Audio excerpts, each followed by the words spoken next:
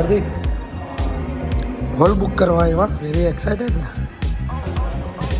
હા, હોલ જો આવી ગયા છે સગાઈ માટે.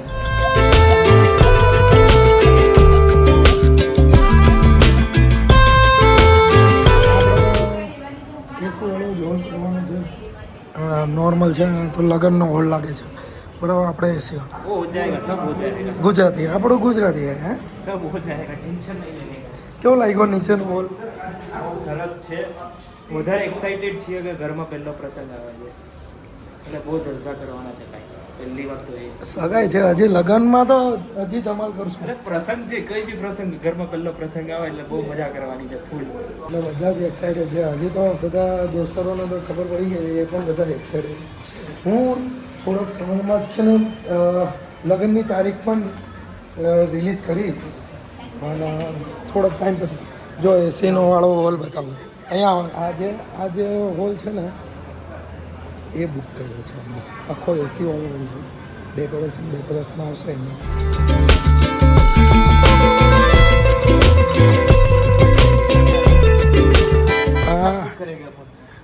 આખો બરાબર.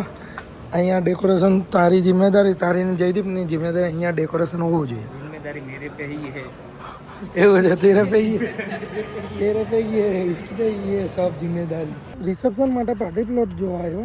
મારી સાસુ ગાયના ગોબર ગણે છે અહીંયા. હું યાર તમે પણ પાર્ટી પ્લોટ નહીં જોતા ને, એમ કે ગાયના ગોબર કેટલા બધા છે? 1 2 3 4 5. અંધારા કहाँ हो गया? અરે ભાઈ લાઇટ કहाँ हो गया ભાઈ? આ સાસુ તમારા ગોબર ગણવા રહ્યા ને એટલે આ લાઇટ પણ ચાલી ગઈ ત્યાં સુધી. એના કરતાં અંદરનું બચાવી દેતો તો જ્યાં સુધીમાં દેખાવું છું કે નહીં મેં?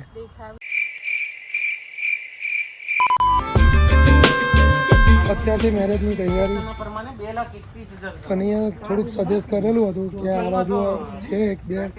પછી સનીનું જ્યાં મેરેજ થયા હતા ત્યાં પણ જઈને આવ્યા. પછી બીજી જગ્યાએ પણ જોવા આવ્યા છીએ અમે. જે થીમ છે ને એ ખાલી સેટ થઈ જાય. આપણે જે એક કામ કરીએ, રિસેપ્શન અલગ લોકેશન પર અને લગ્ન અલગ લોકેશન પર, એ રીતના. એ પછી જોઈએ ને પહેલા હજી ટાઈમ પણ છે, ટાઈમ પર જતા હું આપણે જે વાહ થોડુંક બજેટની બહાર જાય છે. બાકી આમ તો બજેટ હું હોઉં તો બજેટ તો બેસાડી જ દેવાનું છે, પણ ફાઇન છે. થોડુંક લોકેશન અંદર પડે છે, બાકી મસ્ત જગ્યા છે. મેડમની ફરમાશ છે કે સ્ટેજ જોઈએ છે, કેમ કે ત્યાં ડાન્સ બાન્સ કરવાનો હોય તો ફાવશે ખરી. ત્યાં હું ડાન્સ કરવાનો, જિંદગી તમારી હાથે જોડાવાની, પછી અમારે ડાન્સ જ કરવાનો છે. મારા ઘરે રાની બનાવીને નથી રાખવાનો. નહીં, એ તો તમને બનાવીને નહીં રાખવાનું તો પણ તમે બની જાઓ ઓટોમેટિક. અહીંયા જોવા તો ચાલે, સેટઅપ સારું છે જેવું.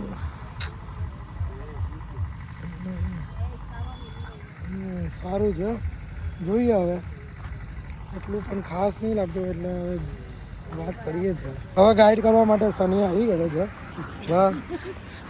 સનીએ બધું અનુભવ કરી લીધો છે, એટલે હા બધું એને કરી લીધો. તું લગ્ન કરે ત્યાં સુધી છોકરા લાવવાનો અનુભવ કરી લે. એટલે કેવી રીતના અનુભવ મારે આની પાસે લેવો જોઈએ, તો મારે એને આપવો પડે છે. એ મારાથી મોટો છે. સારું ને, પણ કઈ નહીં, મેં છે ને એટલા માટે મેં કીધું નાનાઓને આગળ વધવા દે. બધા નાના આગળ નહીં વધી જાય. નહીં હવે નહીં વધવા દો ને, નહીં વધે આગળ.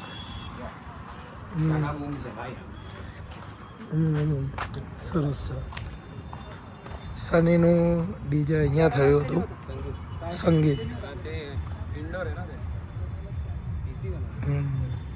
આજે હું એકલો, અમે રાતના છે ને ફાર્મ જોવા તો આવ્યા હતા, પાર્ટી પ્લોટ બરાબર, પણ ત્યારે એ ઓફિસ બંધ થઈ ગઈ હતી, તો આજે હું એકલો આવ્યો છું. તો આ ફાર્મ છે.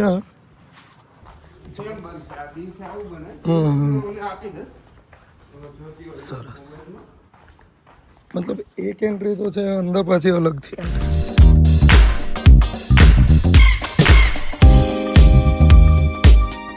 સો ગાઈઝ અમે લોકો છે ને કાલે ફાર્મ જોવા આવેલા સનીના જે ફાર્મમાં મેરેજ થયા ને એ ફાર્મમાં અહીંયા હું રિસેપ્શન રાખવાનું છે.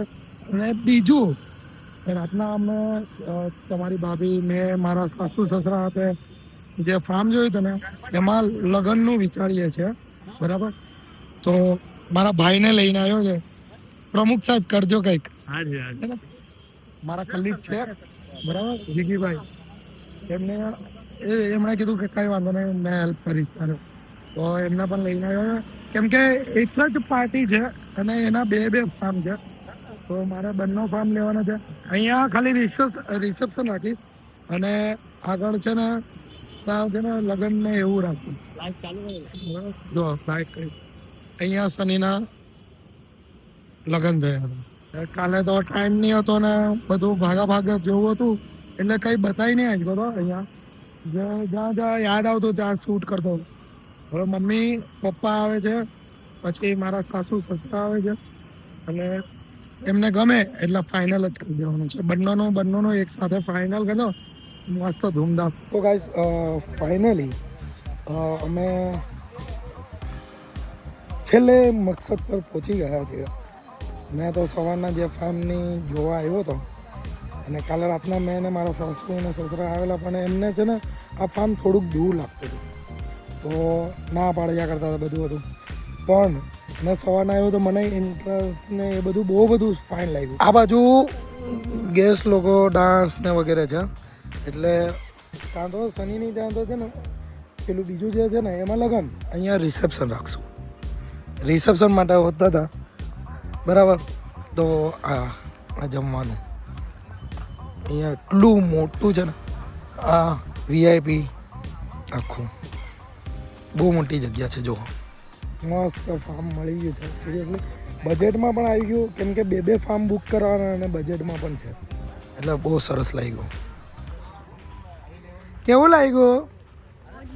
બહુ મસ્ત છે ને? પેલું પણ મસ્ત જ હતું, પણ પહેલાં કરતાં આ વધારે મસ્ત છે ને. તો પછી કેવું લાગ્યું મમ્મી ફાર્મ? બહુ મસ્ત આમ લાગે ને, રોનક પડશે એમ.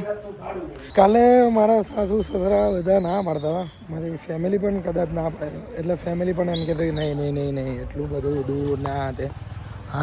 આજે બધા ખુશ થઈ ગયા જોઈને કે નહીં સારું આવ્યું. ભાઈ જીગીભાઈ કેવું લાગ્યું? જોરદાર છે ને? આમ લાગશે ને વટ પડશે ને, એમ વટ પડશે ને. માલિક भी बोलेगा अरे कौन से लागे आ गया? हाँ भाई बापू ने ले ले. बापू ये तो बापू तो बोल જ કરે યાર. ભાઈ થેન્ક યુ સો મચ. તમે એટલો આવ્યા અહીંયા સુધી મારી સાથે. મેં ફોન કરી હતી, મેં આવું છું તો ગયા ને તો બધા ખુશ, મારા મમ્મી પપ્પા બધા ખુશ કે જબરદસ્ત. મેં શું ફાર્મ બુક કરી છે, મસ્ત લાગ્યું. એટલે ફાઇનલી ફાર્મ બુક થઈ ગયું. મારું રિસેપ્શન લગ્નનું તો કાલનું જે મેં તમને બતાવ્યું એ પણ બુક થઈ ગયું, એ પણ મેં બુક કરી દીધું. હવે રહ્યું સગાઈનો હોલ પણ નક્કી થઈ ગયો છે. હવે રહ્યા લગ્નના, તમારી ભાભીના કપડાની ખરીદીને એ બધું, સોના ચાંદીને એ બધું. મારે તો હવે 1-2 મહિના પછી કરીશ શાંતિ.